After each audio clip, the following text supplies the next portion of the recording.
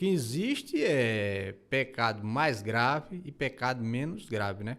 E para isso eu escolhi aqui no Antigo Testamento, no livro de Números, no capítulo 15, versículo 27 e 28, um pecado que era considerado por pecado de ignorância.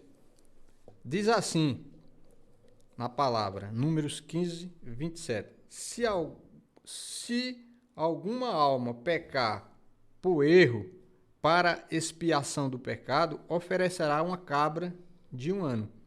E o sacerdote fará expiação pela alma que pecar. Quando pecar por erro perante o Senhor, fazendo expiação por ela, lhe será perdoado. Então, esse pecado de ignorância aí, o que significava? O pecado de ignorância é quando uma pessoa ele peca, mas ele não sabia que aquilo era pecado. É um ignorante, né? Um ignorante é a pessoa que não tem o quê?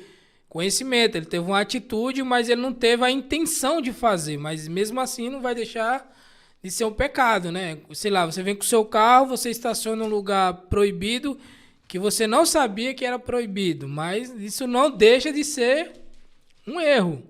A falta de você não conhecer as regras não te justifica você também quebrar as regras. Eu vou ler aqui outro tipo de... É que esse pecado era um pecado que era perdoado, né? Sim, era perdoado porque todo pecado, o pecado não são iguais. Talvez esse seja o problema das pessoas. Os pecados não são iguais, então quando você cometia aí um pecado por ignorância, você tinha uma determinada exigência. Por isso que aí também vem as ofertas, o sacrifício. Então, você doava uma oferta lá no templo e aí seu pecado era perdoado. Aí você vê, esse pecado aí que a gente falou é pecado por ignorância. Agora eu vou falar em Levítico, outro pecado que recebe outro nome, é pecados ocultos. Levítico, capítulo 5, versículo 1 diz assim, ó: quando alguma pessoa pecar ouvindo uma voz de blasfêmia, de que for testemunha, seja que o viu ou que soube, se o não denunciar, então levará sua iniquidade. E quando alguma pessoa tocar em alguma coisa imunda, seja corpo morto, de besta fera imunda, seja corpo morto de animal imundo, seja corpo morto de réptil imundo, ainda que ele fosse oculto, contudo será ele imundo e culpado. E quando tocar a imundícia de um homem, será qual for a sua imundícia, com que se faça imundo, e lhe for oculto, e souber, depois será culpado. Ou quando alguma pessoa jurar pronunciamento temerariamente com os seus lábios para fazer mal ou para fazer bem, em tudo o que o homem pronunciar temerariamente, com juramento, lhe for oculto, e o souber depois, culpado será numa destas coisas. Será, pois, que o culpado, sendo numa destas coisas, confessará aquilo que pecou. E a sua expiação trará ao Senhor pelo seu pecado que pecou, uma fêmea de gado miúdo ou uma cordeira, uma cabrinha para o pecado, ou o sacerdote por ela falar expiação do seu pecado. Aqui nesse capítulo já fala mais de Pecado oculto, né? Esse pecado oculto fala de várias coisas, né? Que seria o pecado oculto, né? Aí ele vai classificar o que é, né? Se o cara tocou em um morto, se o cara tocou em um lugar que era considerado impuro ou imundo. E aí também vai dizer o que a pessoa tinha que fazer, né? Qual era a pena, entre aspas, que ela tinha que pagar caso ela quebrasse uma dessas regras aí. Mas esse oculto aí que era porque ele ficava em silêncio, sem falar. Exatamente. Tocava no corpo morto aí. Ele ficava quieto no canto dele, falava, não queria revelar, né? Aqui no versículo 1 diz que, veja bem, quando alguma pessoa pecar ouvindo voz de blasfêmia, do que for testemunha, será que o viu ou que soube, e não denunciar, então levará a sua iniquidade. Se era uma pessoa blasfemando, o cara tinha que denunciar ele.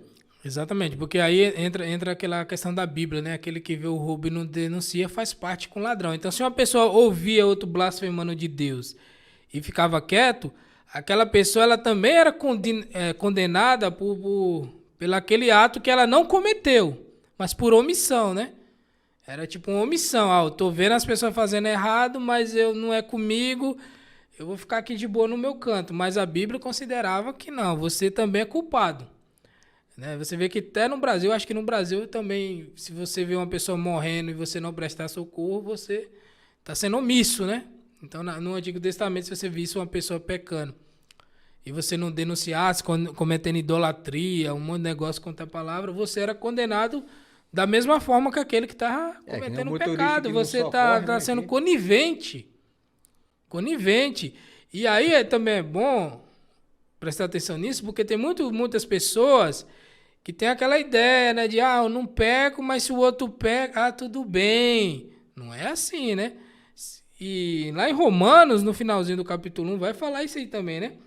Que aquele que não peca, mas ele apoia quem peca, ele se torna igual a quem pecou. Em Provérbio também fala que aquele que vê o ladrão e não denuncia, faz parte com ele, né? Exatamente. Então, se uma pessoa está pecando ali, você está sendo conivente, a Bíblia diz que você está da mesma forma, né? Você está no mesmo barco. Bem, aqui eu apresentei já 2 tipos de pecado diferentes que tinha perdão, né? Esse daí também tinha perdão, né? Porque no caso desse aí também, do oculto, né? Você vai ver que não foi a pessoa que cometeu o pecado, ela é testemunha. Mas mesmo assim, o cara blasfemou, não foi ela que blasfemou, né? Outra pessoa cometeu o pecado de blasfemo, mas ela ouviu o pecado de blasfemo. Querendo ou não, ela acabou indiretamente sendo o quê? Participante. Por isso que a Bíblia diz, não coloque coisa má diante dos seus olhos, dos seus ouvidos e tal. Então, mas como ela também acabou sendo participante do pecado indiretamente, por ter ouvido, ela tinha que dar aí essas ofertas aí que era exigido. Veja que o negócio era sério. No versículo 4 também diz assim, ó. Ou quando alguma pessoa jurar pronunciamento temerariamente com os seus lábios para fazer mal ou para fazer bem, em tudo que o homem pronunciar temerariamente com juramento e lhe for oculto, e o souber depois, o culpado será uma destas coisas. Quer dizer, isso devia ser no julgamento, que era testemunha e não falava a verdade, né? Exatamente, né? Testemunha mentirosa, ela... Ou tanto para bem ou para o mal, ou né? para o mal. Mas era pecado que... Era pecado. Que tinha perdão. Tinha perdão, né? Agora eu vou para eu mencionei 2 que tinha perdão. Agora, em 1 Crônicas, capítulo 13, versículo, vou ler 2 versículos aqui, 9 e 10. E chegando à eira de Quidom, estendeu Uzá a sua mão para segurar a arca, porque os bois tropeçavam. Então se acendeu a ira do Senhor contra Uzá e o feriu, por ter estendido sua mão à arca, e morreu ali perante Deus. Então, agora nós chegamos num texto polêmico, né? Que tem até no canal aqui também tem vídeo falando sobre esse negócio de fazer arca. Então, existia um mandamento que era proibido você tocar na arca. E era de pena de morte mesmo. Entendeu? Então era proibido, acabou e pronto. E quando aconteceu esse fato aí, que Davi mandou buscar a arca, eles imitaram os filisteus. Os filisteus, Deus acabou relevando porque eles entraram naquele pecado de ignorância. Eles não tinham conhecimento de como adorar a Deus, nem de como prestar reverência. Então os filisteus pegaram lá, na ignorância deles, né, tentando ter perdão de Deus do pecado que eles fizeram de roubar a arca. Eles colocaram a arca da aliança num carro de boi e mandaram ela em direção a Israel. E Davi, quando vai pegar a arca, trazer para ele resolve imitar quem? Os filisteus. Se os filisteus fizeram assim, vamos fazer assim também. Ele fez do mesmo jeitinho, né? Do mesmo jeito, né? Mas eles eram israelitas, eles tinham que conhecer a lei, os mandamentos, né? As regras de como se deveria tratar a arca, pegar a arca. E aí Davi ele resolve fazer igual os filisteus fizeram, e ele manda aí a arca, eles colocam aí a arca no carro de boi, e quando o carro balança, que a arca vai caindo, usar naquela boa intenção, ele não estava com má intenção, né? Você imagina, a arca de Deus vai cair no chão. Ele, na boa intenção, ele tentou segurar a arca. Nisso, Deus fulminou, porque não podia tocar na arca. Então, você vê que não teve ali... Teve um julgamento divino na hora e infelizmente, né? Os pecados não são iguais, né? Não são iguais. 3 tipos aqui, que 2 teve perdão. E um não tinha, né? E tem mais, né? Porque se a gente for... tem muito pecado que a Bíblia considerava sem perdão. Então, para todo pecado que tinha perdão, tinha oferta, tinha animal, então tinha indenização. Multa, por exemplo, né? se o ladrão roubasse, por exemplo, roubar na Bíblia não era pecado de morte. Então, se o cara roubasse, ele tinha que devolver 7 vezes mais. Agora, se o cara assaltasse alguém e nesse assalto matasse a pessoa, já não tinha perdão. Era dente por dente, olho por olho, vida por vida. Então, vê que apesar de ser 2 pessoas roubando, entendeu? Mas uma só roubou, só deu prejuízo material, mas o outro, na hora de roubar, tirou a vida. Então, a Bíblia dizia, não, já que você tirou uma vida, o preço de uma vida é uma vida. Era que nem se 2 homens brigassem e tivesse uma mulher grávida passando, e ali atingisse ela... E ela abortasse. E ela abortasse, aí era pena de morte, né? Aí tem gente também que considera que o feto não é um ser humano, né? Deus considerava. Deus considerava, porque já era pena de morte. Se a mulher não morresse, quem fez o dano ia pagar uma multa, o marido, né? Exatamente. Ia pagar uma multa. Mas se morresse, se o feto morresse, aí vai o cara morria também. Vai ter também pecado de sexo, por exemplo, de práticas sexuais. Se o cara fornicasse, né? E como é que acabava o pecado? O cara era obrigado a casar. Mas se o cara adulterasse, era apedrejado. Morte, né? Então, mesmo sendo relações sexuais, a Bíblia não considerava... Tudo igual, né? Igual. Tudo igual. Então, você cometeu... E tinha também o pai da mulher também, se ele não quisesse o casamento, ele podia rejeitar e tinha que se dar uma indenização para ele, né? Então, na Bíblia tinha isso. Ó, esse pecado, você cometeu, ele é de menor gravidade, né?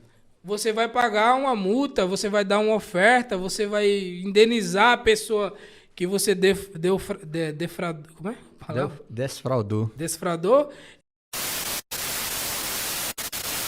E esse pecado não tem jeito, não tem perdão para ele. Então, como é que as pessoas dizem que todos os pecados é igual? O próprio Deus, o Eterno, não enxerga isso. De onde será que vem essa ideia da igreja que relativiza o pecado? O que significa isso aí? Da própria falta de conhecimento do texto. Né? Igual quando nós falamos aqui de juiz, entra a mesma coisa. É por isso que o juiz, o chofete, né, ele tinha que ser um cara, uma pessoa com muita instrução, de entender esse conhecimento da palavra, de entender todos os parâmetros, porque o juiz ia ser o quê? O cara que estava ali para mediar conflitos. Então, hoje, infelizmente, tem muita gente que não tem conhecimento da Escritura e é colocado por liderança, né? Por pregador. O cara chegou hoje na igreja, já é pregador. Aí a pessoa não conhece a Escritura, não conhece o entendimento da Escritura, ele fica tipo um papagaio repetindo frase que nem ele entende, nem ele sabe o que é.